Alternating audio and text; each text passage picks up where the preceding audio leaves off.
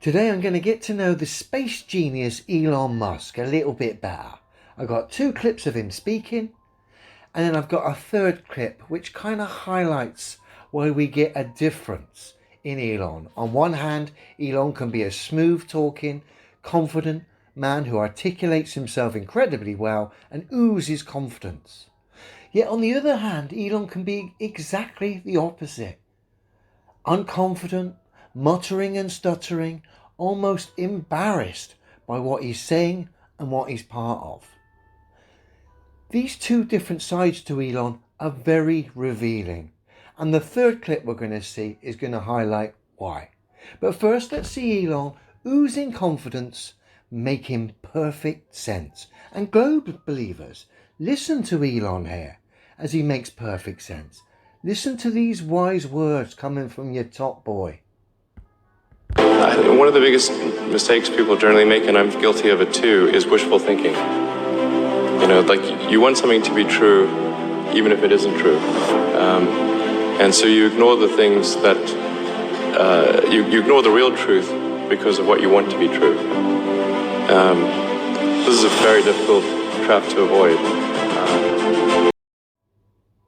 I fell for it as well, Elon. I wanted large standing bodies of water to have the ability to display convexity upon its surface. It can, so I let it go and stand by the things that are simply true. Very empowering stuff. That way you're not ruled by the ego. But isn't it incredible to see how well Elon can articulate himself, how much confidence can ooze from this man when he's actually talking sense?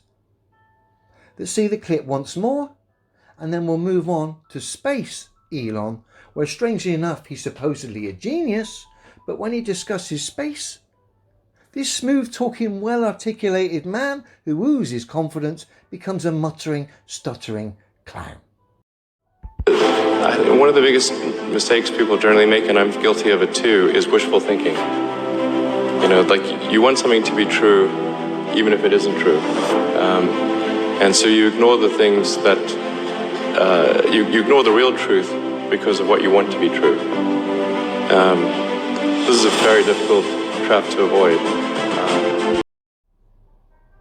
And now Elon, the space genius, gone as the well-articulated, smooth-talking man that makes sense, replaced here by a babbling fool. Yeah.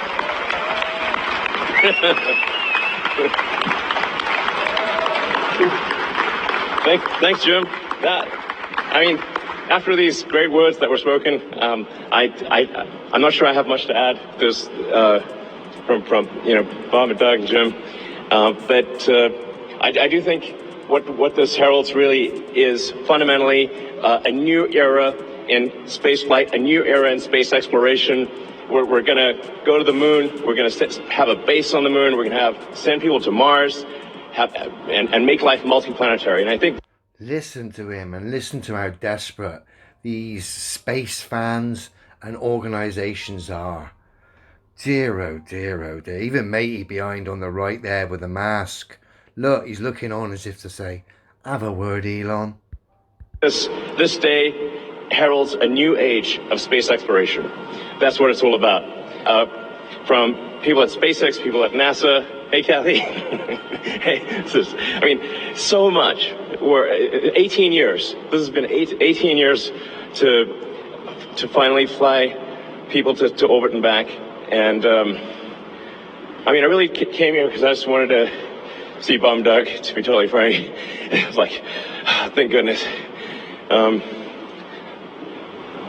Like my entire adrenaline, it was just dumped, It's like, thank God. And I'm not very religious, but I prayed for this one. Dear, oh dear, oh dear.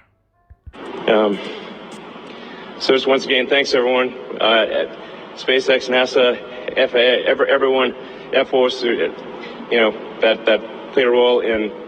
Gone is the smooth-talking, confident, well-articulated Elon, replaced by a babbling fool that looks like he's either had too many coffees or been on the Colombian marching powder. Clearly doesn't believe in any of this nonsense, clearly uncomfortable, clearly almost embarrassed by all of this. And it's quite obvious why. Because Elon, like any of these faces of space, is constantly getting stitched up. And we've only got to look to the last couple of weeks when Elon's supposed SpaceX rocket had a bit of space debris go straight through. Luckily for Elon and everyone else, the debris was CGI and went straight through the rocket. But of course, it's antics like that what turn a well-articulated, confident man into a babbling fool, because he's the representative of that charade. And clearly it's ridiculous, and the things it represents, the globe, are scientifically impossible. So that's why we get the two sides of Elon.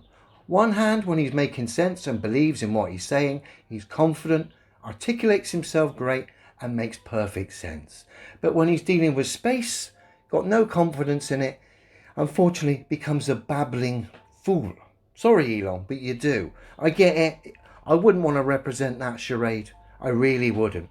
And of course, as we know, you're constantly getting stitched up by the CGI department. And this is why poor old Elon becomes a babbling fool when discussing space. He's forever getting stitched up, like all the faces, representatives of space. They're constantly getting stitched up in one way or another. And in this instance, Elon gets turned over by a bit of CGI space junk. And in doing so, this CGI space junk highlights the absurdity that is NASA, the ISS, SpaceX, and of course the globe. And of course reveals why Elon, when discussing space, becomes a babbling fool. Who'd want to represent this nonsense? Here it comes, the CGI debris interacting with the booster that had just been jettisoned, and then look, straight through the rocket, whoosh! And again, watch this, straight through Elon's rocket. Looks like a hockey puck. Straight through, here we go. Whoosh! Straight through Elon's rocket. No wonder poor old Elon's a babbling fool when he discusses this nonsense.